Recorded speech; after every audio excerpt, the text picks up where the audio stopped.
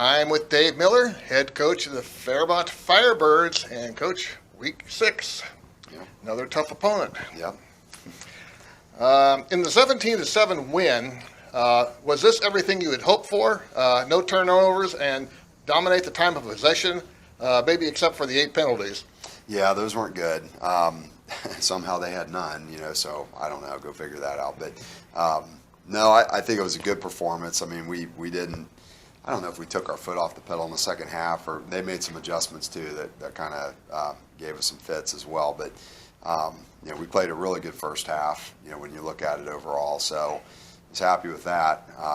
We responded very well after the last couple of years. I didn't think, especially the last time we went over there, did not play very well at all. So that was good.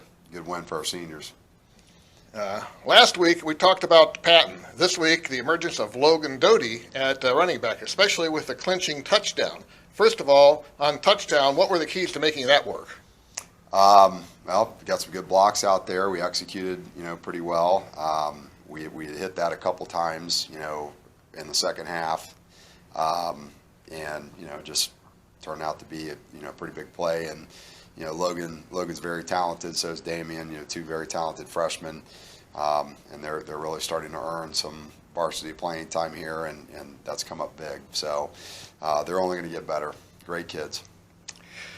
It's unusual for freshmen to get a lot of playing time. What have you seen in Logan in practice to validate the carries he's had? Well, with both of them, they come to work.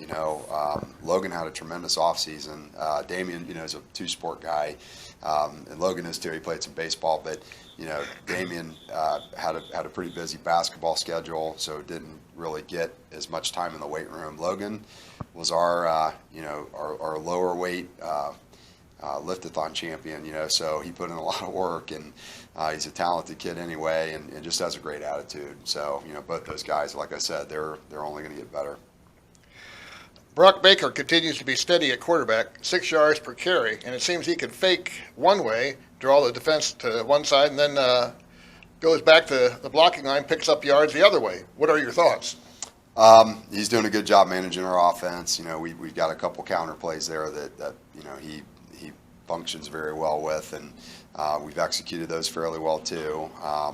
He's a hard-nosed kid, a competitor, and just continues to get better himself. So really studies the offense, and very coachable kid. And like I said, the competitive nature he has, and just likes to compete. That helps a lot. Defensively, Newgate threw 23 times, but credit to the secondary, only one pass over 12 yards. What was the key to the containment? Well, we talk a lot about it, just not giving up big plays, making them earn every yard. And if you look at the series, that I think that was the turning point in the game, honestly, where they came down. They were kind of gouging us a little bit. We gave up more yards than we wanted to there, and weren't really flying to the ball. That's something we're emphasizing this week. But we got down the goal line, and the field shrinks, and our guys really did a nice job. They ended up on the one with a 1st and 1 from the 1 yard line, 1st and goal from the 1 yard line, and we stopped them for 4 plays. So against a very well coached, good offense like that, that's huge. And then we turn around, have the 98 yard, full quarter, take a quarter off the chart there, and get a field goal at the end to go up 2 scores was absolutely huge. We have to talk about junior linebacker Gavin Prophet with 10 solo tackles. What led to his great game? Well, he puts a lot of time. Our linebackers in particular, I think they log the most time on the team in terms of looking at huddle film, and I swear, next to Coach McDonald and I, we log a lot of minutes, hours, whatever. Those guys, are sometimes rivaling us. So, and all 3 are good students, So, good. I think that's a lot of it. Gavin, is a 2-year starter. Was injured a little bit early in the season, So he's starting to feel healthy, I think, and that's also helped him. But he's another one that's a great competitor like Brock.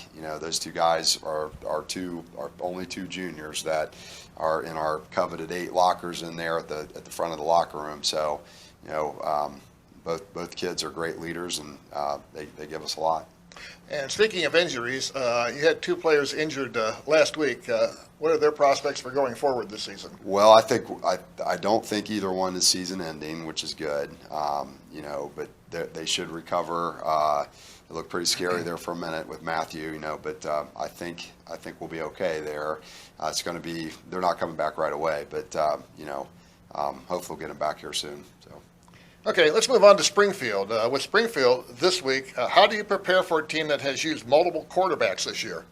I don't know. It's hard to do that. There's, I think that they'd prefer to have one, and really did. I think to start the season, Upshaw, number 16, was the guy that was the starter. I'm not sure. I think he's nursing some injuries right now. They got hurt when he went up and played up there in Maryland against the team from Maryland.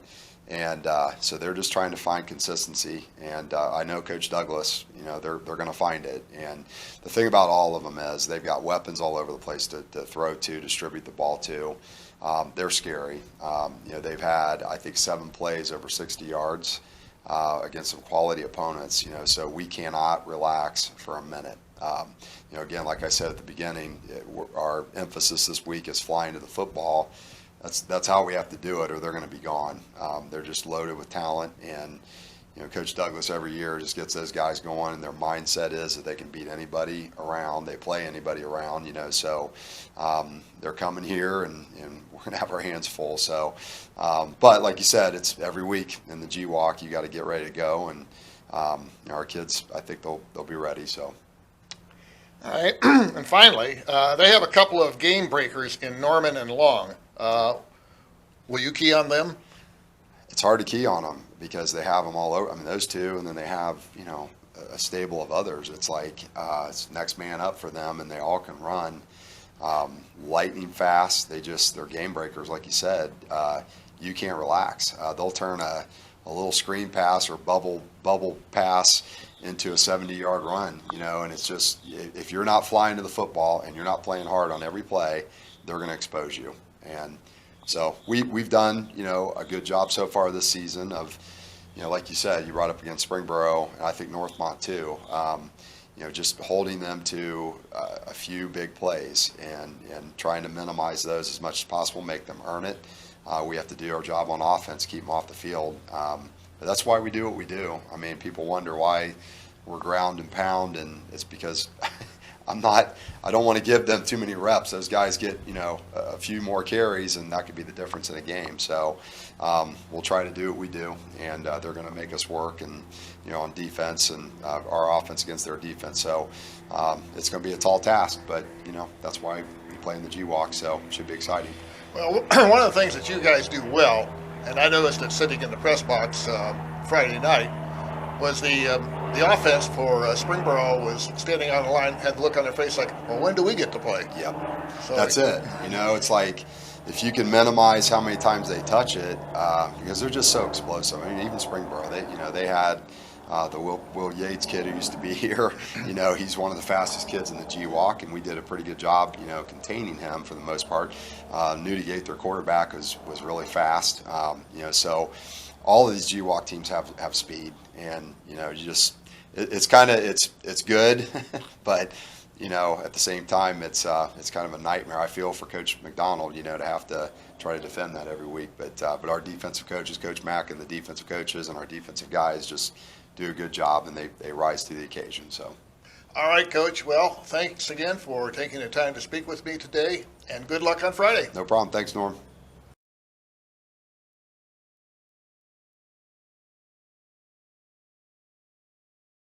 I am with Maurice Douglas.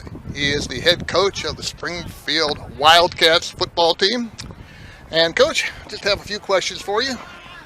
What was your message to the team to try to put aside the 2 tough back-to-back losses to Trotwood and Wayne going into Friday's Beaver Creek game? Just trying to get back on track. Do the little things, and if we do the little things right, pay attention to detail, stay disciplined in our assignments, we'll be successful, and the outcome was what it was.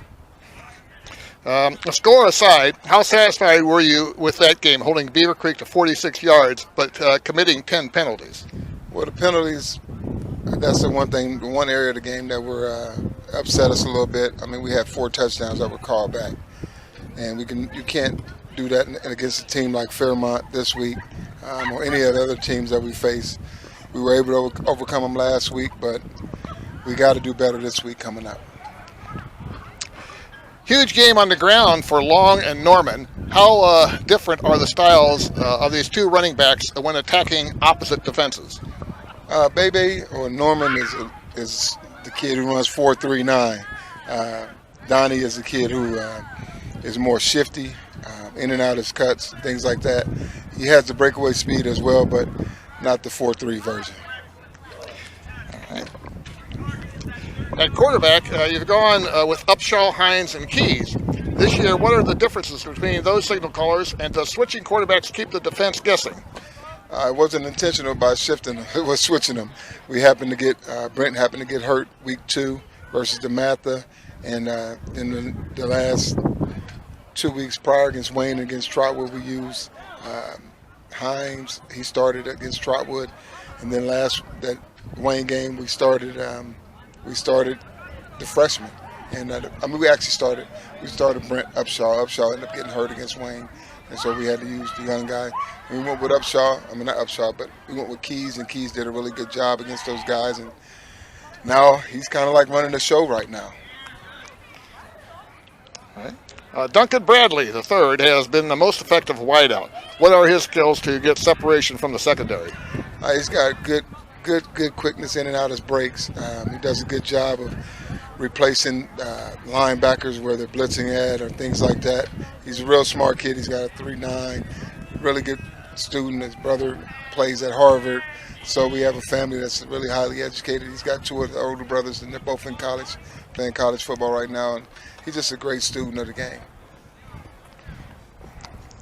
And Kyron Dolby is one of the top tacklers in GWalk, and Jackson Hines is a conference leader in sacks. So what makes them so effective? Just their effort and their attention to detail. We're watching a tremendous amount of film, and those 2 guys are 2 of our guys who have the most hours logged when you look at the film that's being watched throughout the week. And it's paying off for them on Friday nights. They're able to go out and play, relax, and just play the game, play what they see, and play with energy. Okay, in the Beaver Creek game, Natalie Erdman, 3 for 3 on extra points. Can you tell us her story about coming to the football team from soccer? Natalie is a freshman, and during the summer we were out here, and she was out here kicking. She came out and kicked every day in the summer, and I saw her one day, and I just told her, I said, we need you to try it. And she came out for us, and she was kicking with the JV last week in the JV game. Prior to this week, she kicked. She had a field goal and she had an extra point, and then she had to go play a soccer game. So she had to leave. So this week we wanted to reward her and let her kick three field PATs this week, and she was successful on most of them. All right, and finally, your thoughts on facing Fairmont this year without Drew Baker? Woo! Thank you for graduation. Drew Baker and that offensive line, those kids, Dave does a great job of teaching. Quarterback, Brock is a really good quarterback and a really good guy running that system. He makes that system roll. You got to tackle the dive back, but it'll be a lot easier to tackle the dive back now without that line that he had before. This line does a great job too, don't get me wrong, but having that experienced dive back and then having a quarterback with a lot of experience, it made for a really tough task the last couple of years, but I'm happy that he graduated, and hopefully he's doing well down at Georgetown. All right, Coach. Well, thank you for taking the time to speak with me today, and good luck on Friday night. Thank you very much, Norm. Appreciate it, and hopefully everybody has a safe game, and the Wildcats will come out the victor.